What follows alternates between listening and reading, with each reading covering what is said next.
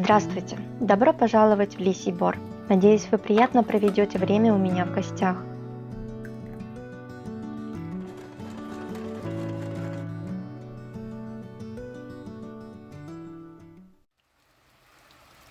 В этом году лето не балует нас хорошей погодой.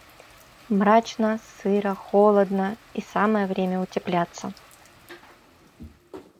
Чтобы создать что-то уникальное, как нельзя лучше подходит такое ремесло, как ткачество. Благо в наше время совсем не обязательно иметь большие ткацкие станки, которые все, должно быть, видели в деревнях и музеях. Достаточно иметь вот такой простой настольный станок.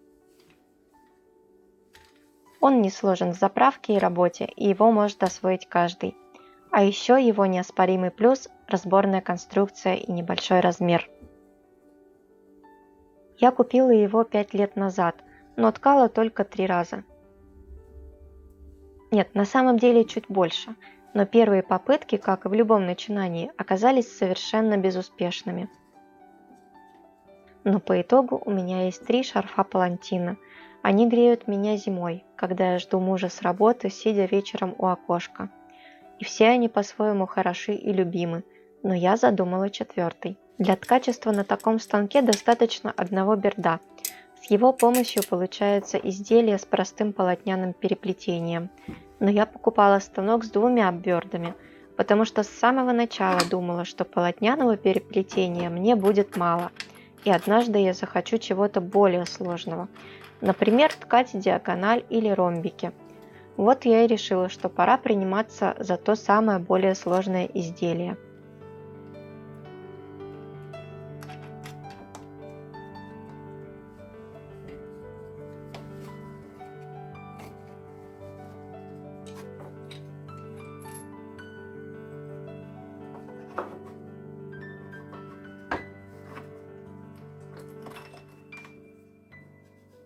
Для основы я использую покупную шерсть от Пехорки, а в итог пущу светлую нить, которую спряла сама.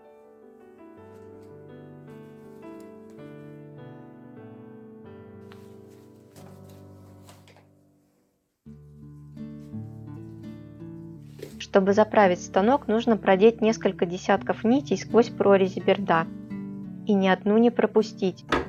И нужно столько же раз пройти от станка до точки натяжения нитей и обратно.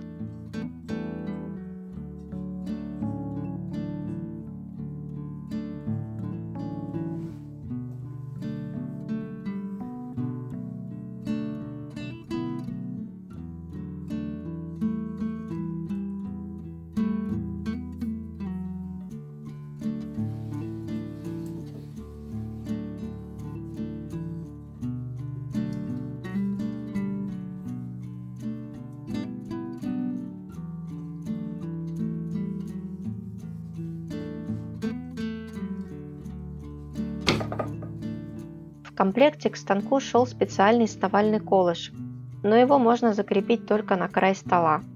Но так получается очень короткая основа, поэтому я использую простой стул. Во время этого процесса понимаешь все настоящее значение глагола «сновать», то есть ходить туда-сюда десятки, а то и сотни раз, отмеряя нить основы.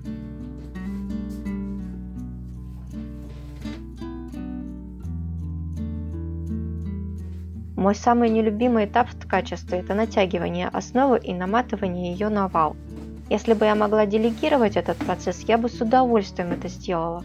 Пусть бы кто-нибудь другой всем этим занимался, а мне бы оставалось только ткать и получать удовольствие. И ни разу у меня еще не получилось справиться с этим нормально и правильно. И этот раз не стал исключением. Даже наоборот, все пошло совсем наперекосяк. Пока я не думала о том, что ждет меня впереди, я спокойно распределяла нити между прорезями и глазками 1 и 2 берда. Схему я, конечно же, нашла в интернете и очень благодарна ее автору. При намотке на задний вал под нити основы обязательно кладут деревянные планки, для того чтобы крайние нити не расползались и их натяжение соответствовало остальным нитям основы. Кто-то из мастериц писал, что использует бумагу, картонные планки. Я приспособила для этого несколько листов ватмана. По ширине он как раз равен моему станку. Хотя, видимо, из-за недостатка у меня опытности в ткачестве, мне это мало помогает. Натяжение крайних нитей все равно отличается. хотя обычно они получаются у меня натянутыми слабее, чем остальная основа. Но думаю, что этот недостаток исправляется только практикой.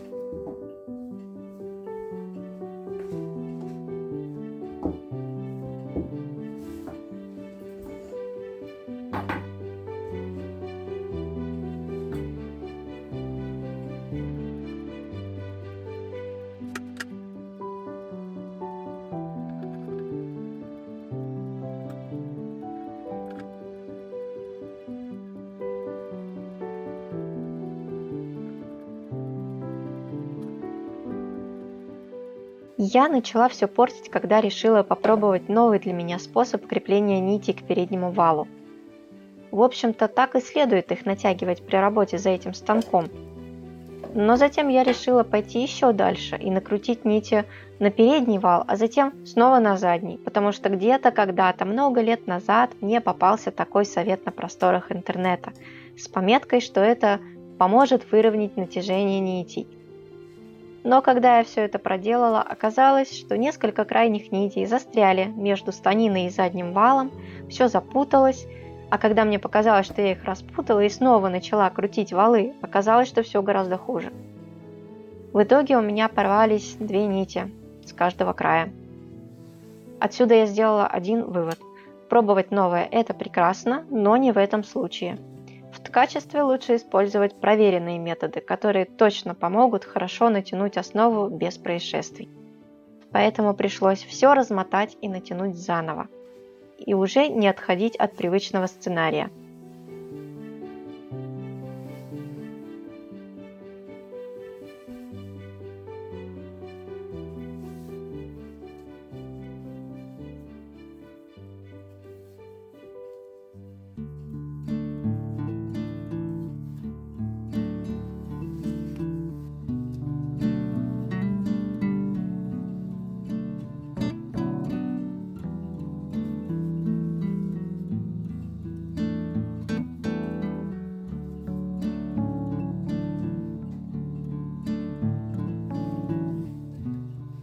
Вот теперь результат меня удовлетворил полностью. Основа ровная и даже, осмелюсь сказать, красивая.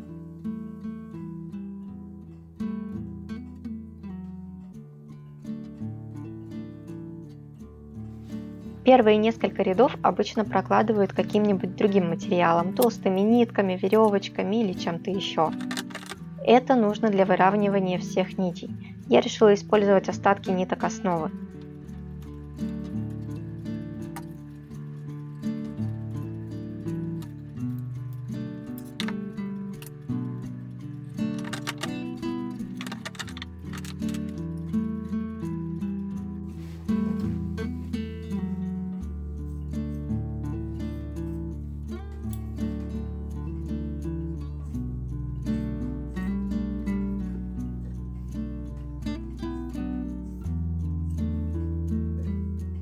А затем уже можно переходить и к основной точной нити. Как я уже говорила ранее, для узора я решила взять самопряденную нить из светлой шерсти.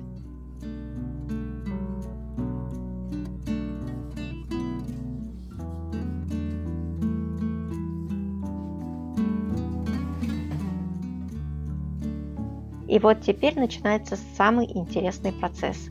Бердо в верхнее положение, зев раскрыт, прокинуть нить утка, прибить, поднять второе бердо, раскрыть следующее, зев узора, прокинуть нить с другой стороны. Казалось бы, сотни раз нужно проделать однообразные действия. Это должно быть так скучно и монотонно, но когда видишь, как на твоих глазах рождается узор, как навивается на передний вал сотканная ткань, начинает казаться, что вот оно настоящее волшебство. Из нескольких клубков нитей создается ткань.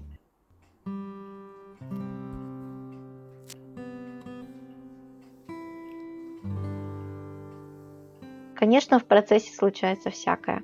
Поначалу, когда порядок действий еще не дошел до автоматизма, бывают моменты, когда я замираю и думаю, а какое бердо сейчас поднимать? Что у меня по узору? На чем я закончила? Приходится изучать последние ряды, пробовать разные комбинации и смотреть, какая из них складывается в дальнейший узор.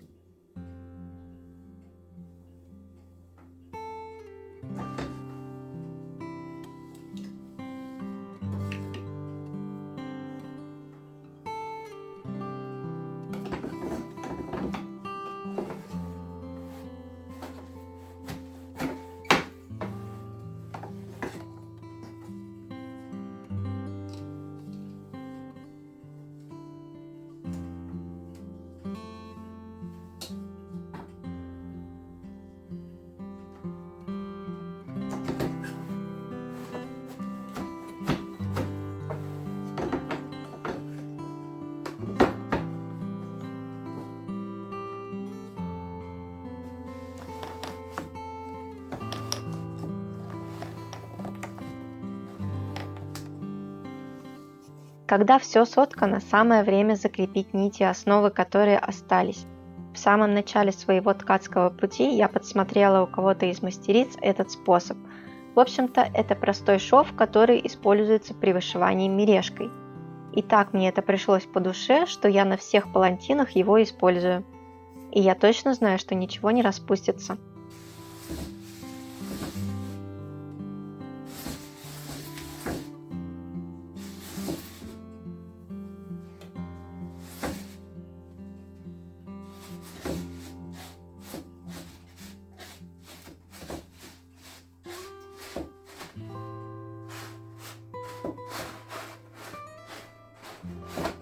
Кажется, вот оно, все готово.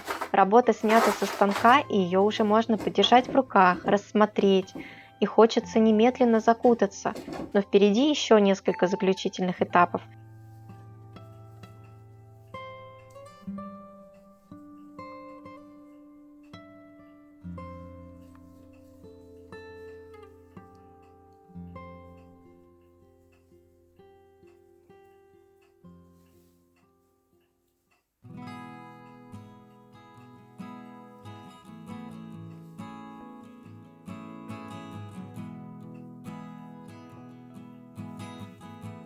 Один из них – выравнивание бахромы.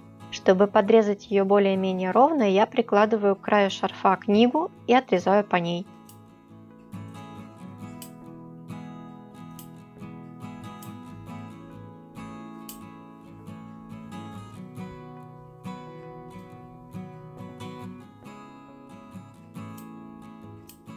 После этого скручиваю нити в небольшие жгутики. 2 в правой руке и 2 в левой. Тут самое главное крутить их в одну сторону, иначе ничего не получится. Я кручу их влево. После этого достаточно просто завязать узелок, и нити сами скрутятся в жгутик. Я думала, это займет у меня очень много времени, но в итоге ушло не более 40 минут.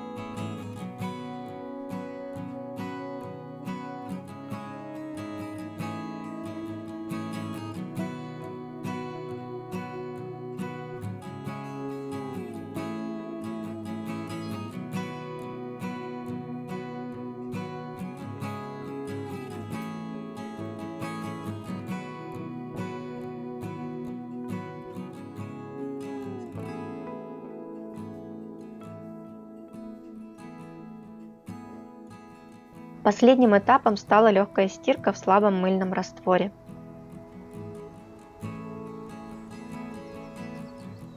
Ну вот теперь точно можно сказать, что новый шарф-палантин готов. Осталось только найти для него подходящий способ использования.